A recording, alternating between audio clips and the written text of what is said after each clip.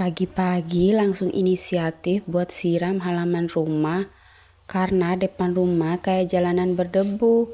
Kendaraan yang lewat sudah nggak tahu depan belakangnya. Saking berdebu dan kotornya depan rumah. Kadang kalau siram halaman rumah suka mager sendiri karena air depan emperan rumah tidak bisa dipasangin selang.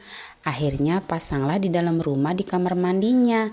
Sebenarnya selang itu panjang ya, karena problem seperti itu akhirnya pakai gayung buat siram. Pengen ya rumah itu punya halaman depan terus ditanamin bunga atau pepohonan. Tapi apa daya luas rumah cuma segitu, syukur-syukur punya rumah. Walaupun kecil selalu bersyukur ya besti. Siapapun hamba Allah yang selalu bersyukur akan Allah cukupi nikmat tersebut. Jadi buat kalian yang lagi berjuang tetap semangat ya.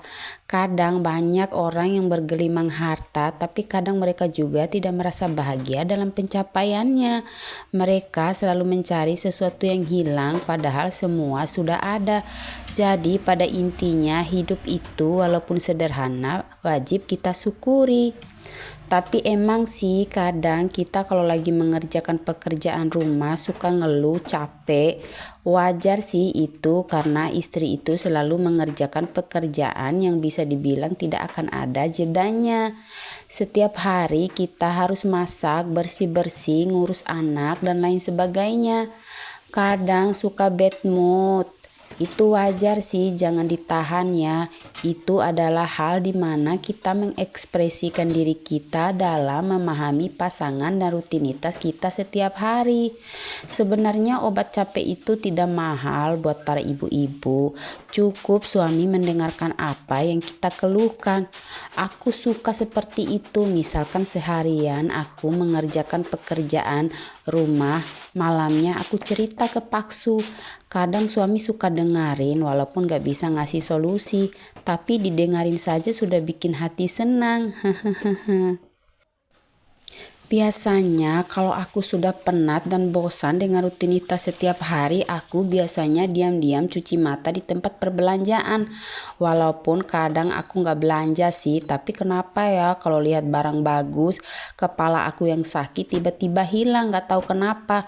Padahal aku nggak beli loh. Tapi ada loh sakit yang gak bisa aku tahan kalau dompet kosong kering keronta. Itu sumpah deh aku gak bakal susah sembuhnya. Hehehe. Gimana ibu-ibu pernah gak seperti aku? Kalau gak ada uang suka sakit kepala tiba-tiba.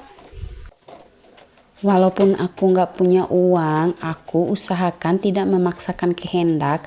Biasanya aku kalau pengen sesuatu, aku tunggu punya uang dulu. Dan nggak mau hutang sampai nggak bisa bayar. Apalagi kalau hutang ke banyak orang. Nauzubillah min zalik. Semoga aku dijauhkan sifat seperti itu. Kalau aku pengen sesuatu, biasanya aku nabung dulu. Dan kalau sudah punya uang, baru aku beli cash. Aku takut kalau ketahuan suami terus suami gak punya uang dan gak mampu bayar, pasti yang repot aku sendiri. Itulah ibu-ibu kunci agar rumah tangga bisa awet. Kita sebagai perempuan harus pintar-pintar menjaga kepercayaan suami, apalagi masalah keuangan. Biasanya kalau aku punya uang sendiri, suami tidak pernah minta karena itu adalah hak aku. Tapi kadang kalau kebutuhan mendesak, aku juga pasti pinjamin uang aku ke suami. Kita sebagai istri juga harus mampu memahami kondisi keuangan suami agar ekonomi tetap stabil. Kenapa ya kamar mandi itu tiap hari aku bersihkan sampai penat aku jadinya. Digosok-gosok pun masih saja kotor lagi. Tapi kalau sudah bersih rasanya adem, tentram hidup aku. Kayak kebahagiaan sendiri kalau sudah bersih. Siapa nih ibu-ibu yang malas bersihkan kamar mandi? Jangan ya ibu-ibu, karena kalau kamar mandi kotor itu adalah sarang makhluk jahat yang membawa aura negatif terhadap rumah kita. Ayo mulai sekarang ibu-ibu harus semangat membersihkan kamar mandinya. Hari ini aku pengen tumis cumi kecap manis. Tapi sebelumnya aku bersihkan dulu cuminya. Aku tim yang gak suka sama tinta hitamnya karena rasanya agak amis. Tapi kadang ada juga ibu-ibu yang suka cumi langsung sama tintanya. Suami aku suka banget kalau tumis cumi kecap manis. Bahannya sih cukup simpel dan mudah. Kalau masakan cumi aku ini biasanya nambah 2 kali loh. Hahaha. Simple banget sih bahan, mudah didapatkan dan hasilnya pun juga enak. Ibu-ibu bisa contohin resep aku ini, dijamin enak deh. Selamat mencoba ibu-ibu.